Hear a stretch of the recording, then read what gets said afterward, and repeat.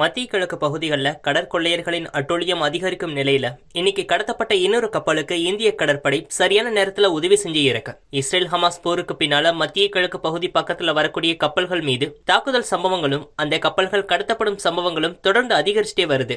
அந்த நேரத்துல இந்திய கடற்படை அவங்களுக்கு உதவி செஞ்சுட்டு வருது. இதுக்கிடையே கடற்கொள்ளையர்களின் இன்னொரு கடத்தல் முயற்சியை இந்திய கடற்படை முறியடிச்சிருக்கு. இது தொடர்பான தகவலும் இப்ப வெளியாகி உள்ளன. சொமாலியா கடற்கரையில இலங்கை மீன்பிடி இழுவை படகை கடற்கொள்ளையர்கள் கடத்த ட்ரை பண்ணியிருக்காங்க.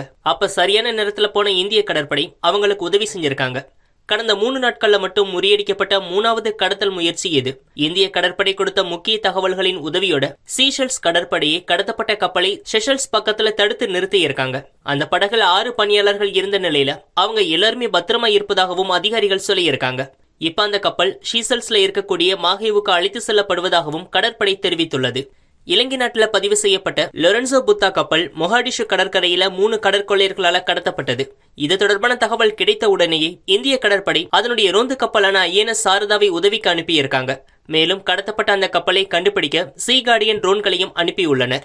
சரியான நேரத்துல இந்திய கடற்படை முக்கியமான தகவல்களை பகிர்ந்த நிலையில இலங்கை மற்றும் ஷிசல்ஸ் அதிகாரிகள் இணைந்து கடத்தப்பட்ட கப்பலை மீட்டுள்ளனர். இது குறித்து இந்திய கடற்படை வெளியிட்டிருக்கும் செய்திக்குறிப்புல, இலங்கை மீன்பிடி கப்பல் கடத்தப்பட்ட தகவல் கிடைத்தவுடனேயே இந்திய கடற்படை செஷல்ஸ் பாதுகாப்பு படை மற்றும் இலங்கை கடற்படை கூட இணைந்து துரிதமா நடவடிக்கை எடுத்ததுல கடத்தப்பட்ட கப்பல் வெற்றிகரமா இடைமறித்து மீட்கப்பட்டது என்றும் அதுல சொல்லப்பட்டுள்ளது.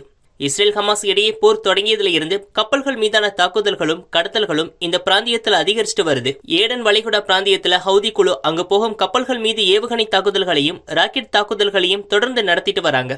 இன்னொரு பக்கம் சோமாலியா கடல் பகுதியில கடற்கொள்ளையர்கள் இது போன்ற சம்பவங்களிலும் ஈடுபட்டு வராங்க. அந்த பக்கம் வரக்கூடிய கப்பல்களை குறிவச்சு தாக்கும் கடற்கொள்ளையர்கள் கப்பல்களை கடத்தும் சம்பவங்களிலும் ஈடுபட்டு வராங்க. முன்னதான் நேற்று திங்கட்கிழமைதான் இந்திய போர்க்கப்பலான ஐஎன்எஸ் சுமித்ரா சோமாலியாவின் கிழக்கு கடற்கரையில 11 கடற்கொள்ளையர்களால கடத்தப்பட்ட மீன்பிடி கப்பலான எஃப்இ அல் நைமை மீட்டது. இதுல இருந்த 19 பாகிஸ்தான் மாலுமிகள் மற்றும் பணியாளர்களையும் பத்திரமா மீட்டாங்க. கடந்த ஞாயிற்றுக்கிழமை இன்னொரு இந்திய போர்க்கப்பலான ஐஎன்எஸ் விசாகப்பட்டினம் ஏடன் வளைகுடாவில் ஏவுகணையால தாக்கப்பட்ட வணிக கப்பலுக்கு உதவியதும் குறிப்பிடத்தக்கது.